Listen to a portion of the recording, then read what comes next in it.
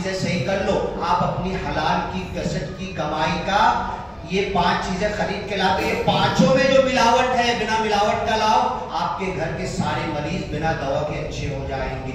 ये 5 चीजों की शुद्धता, प्योरिटी, पाक और साफ मिलावट से चीजें 5 चीजें लाने की कोशिश करो। साहबा ने कहा जब तक भूख नहीं लगती खाना नहीं खाते।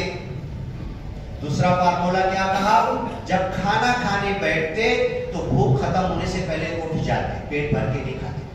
आज दुनिया में लोग हमदर्दी क्या समझते हैं, यहां से लेके वहां तक मैं जहां जाता हूं ना, मराठी लोग बोलते हैं पोट भरू जेवा, भाई पेट भर के खाना।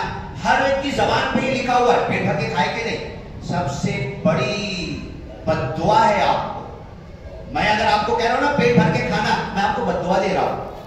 कभी पेट भर के मत खाना। भूख